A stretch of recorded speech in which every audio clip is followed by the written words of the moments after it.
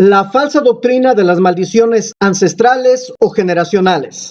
Los tiempos terribles en los que estamos viviendo han predominado corrientes de falsas doctrinas.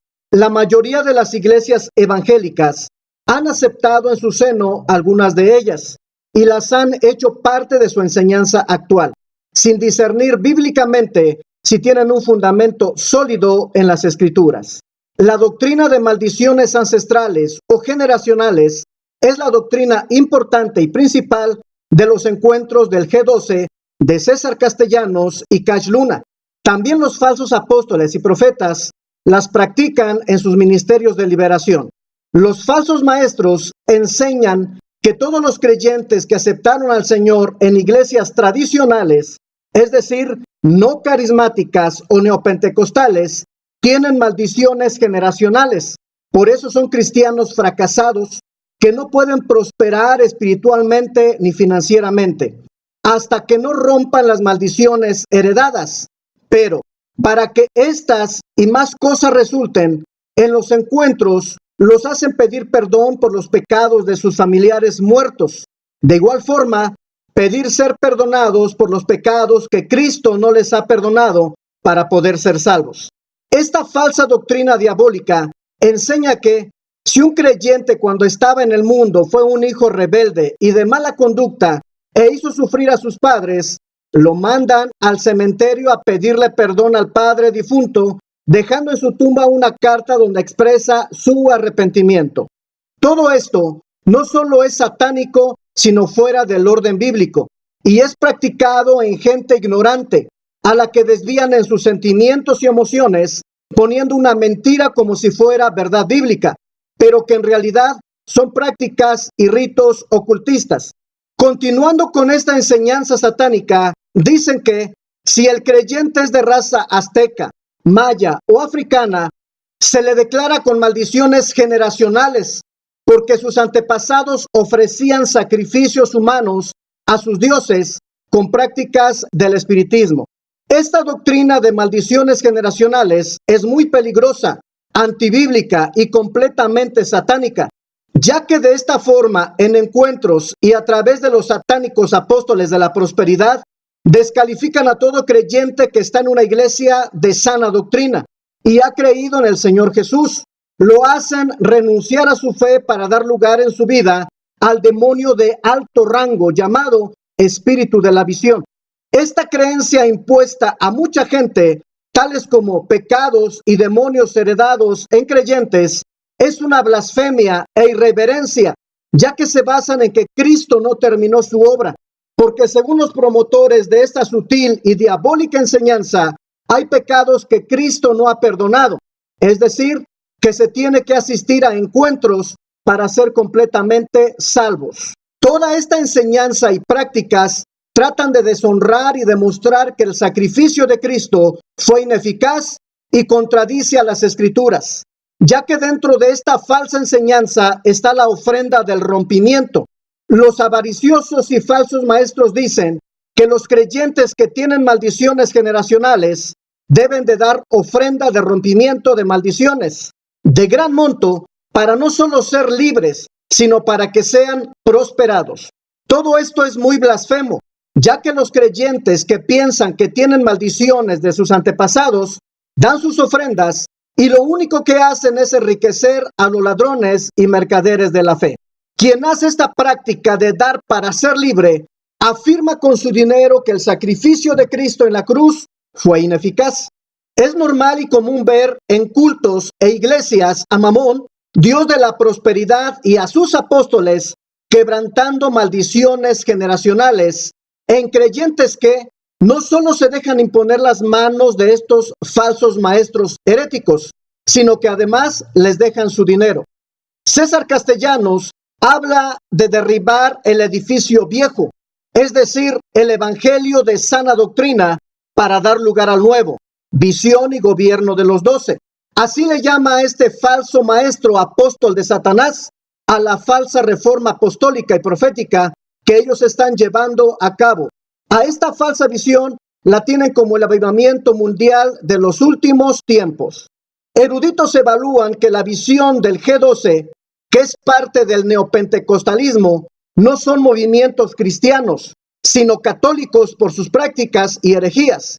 Es decir, que los encuentros y el evangelio de la prosperidad forman parte de lo que es el neopentecostalismo, invento católico para detener el crecimiento de la obra del Señor mediante una efectiva infiltración para dañar iglesias y pastores.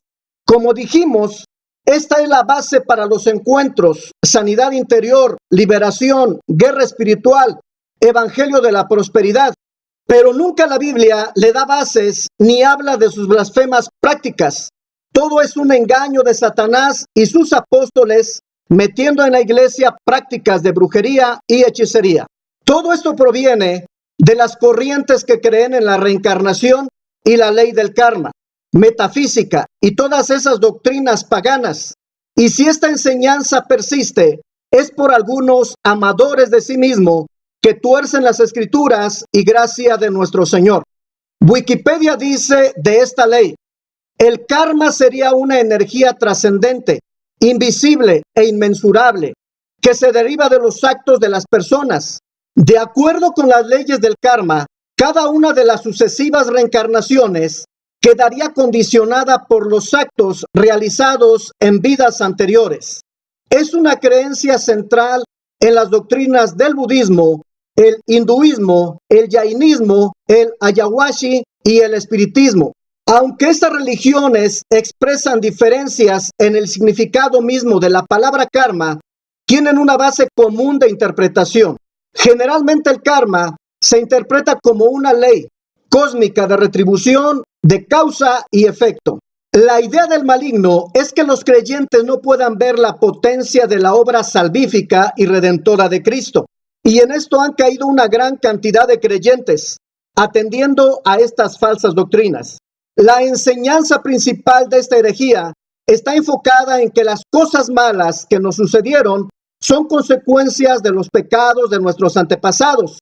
Enfermedades hereditarias, intentos de suicidio, divorcios, infelicidad, miseria, ruina, desviaciones sexuales, idolatría, etc. El apóstol Pablo amonestó y dijo que se infiltrarían lobos rapaces, que no perdonarían al rebaño, hombres que hablen cosas perversas negando la suficiencia de las escrituras. Ahora han añadido rituales y fórmulas generadas por los hombres, extraídas del ocultismo, tomando en poco la perfecta obra de Cristo en la cruz. Corrompen el evangelio de Cristo y exponen al creyente al paganismo del que fuimos rescatados, ya que ponen excesivo énfasis en la obra del hombre, anteponiendo ritos y prácticas no bíblicas. ¿En qué parte de las escrituras nos dice que debemos romper las maldiciones generacionales? Todo esto no es más que un engaño diabólico, haciendo creer a los cristianos que si algo les sucede es por causa de maldición generacional. No ponga atención a grupos o movimientos ecuménicos sometidos a las instrucciones del líder ya muerto del Opus Dei, José María Escriba de Balaguer, inventor real del G12 y sus afiliados. Ahora, la parte bíblica en donde se basan para esta enseñanza se encuentra en Éxodo capítulo 20, verso 1 al 5. Si nota usted, dice que es Dios quien visita la maldad y no Satanás o los demonios. Tampoco dice que las maldiciones demoníacas se pasen de padres a hijos. El versículo 5 se refiere a la decisión de cada generación conectándose a seguir los pecados de sus padres. Es decir, que Dios es testigo de la maldad que continúa a través de generaciones aborreciendo sus leyes. Dios visita la maldad, pero de los que le aborrecen, no para aquellos que son su pueblo. Repito, para los que le aborrecen. Así que este pasaje no muestra una maldición generacional que sea transmitida de alguna forma espiritual a otras generaciones. No existe ni se muestra un solo ejemplo bíblico en donde alguien que haya sido salvado por nuestro Señor se le condene a una maldición satánica o decir que está en iniquidad y que tenga que ser rota por exorcismo, retiros o algún rito para liberarle. En el Pentateuco, en el libro de Deuteronomio, se nos dice que los padres no morirán por sus hijos, ni los hijos morirán por sus padres. Cada uno morirá por su propio pecado. Deuteronomio capítulo 24, verso 16. El Antiguo Testamento establece el principio de la responsabilidad individual, descartando toda maldición o atadura generacional. Es decir, que ningún hijo pagará los pecados de sus padres, sino que cada uno pagará las consecuencias de sus propios pecados. Y aunque nuestros hijos pueden ser afectados por nuestras decisiones, o se pueda padecer la misma enfermedad de un antepasado, como la ciencia lo ha probado, no debemos interpretarlo como que hay una fuerza espiritual detrás de todo esto. Las consecuencias que sufrimos no deben ser entendidas como maldiciones generacionales. Ahora, cuando el pueblo de Israel estaba cautivo en Babilonia, Ezequiel es escogido por Dios para hablarle al pueblo. Dios estaba castigando a su pueblo por sus pecados y desobediencia. Dios los entregó a los caldeos en esta segunda deportación. La actitud pésima de desobediencia fue confrontada por el profeta. El mensaje es claro, es decir, que el pueblo de Israel hacía responsable de lo que estaba padeciendo al pecado de sus padres. Por eso el Señor les dice: vivo yo, declara el Señor Dios, que no volverán a usar más este proverbio en Israel. Todas las almas son mías, tanto el alma del Padre como el alma del Hijo, mías son. El alma que pecare, esa morirá. Ezequiel capítulo 18, versos 3 y 4. Esta idea también es asumida por los discípulos en el Evangelio de Juan. Ellos le preguntaron a Jesús si la ceguera de un hombre era el resultado del pecado de un antepasado.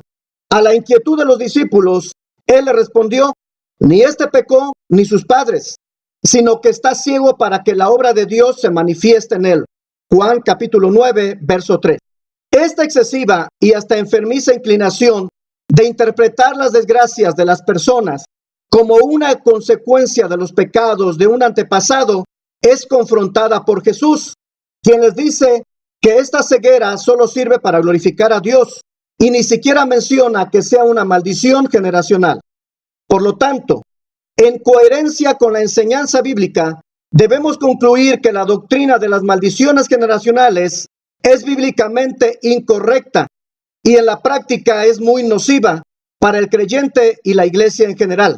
Estas prácticas, como sus enseñanzas, se contraponen y anulan la obra expiatoria de nuestro Señor y Salvador Jesucristo, ya que expiar significa quitar, borrar, cubrir las culpas mediante un sacrificio.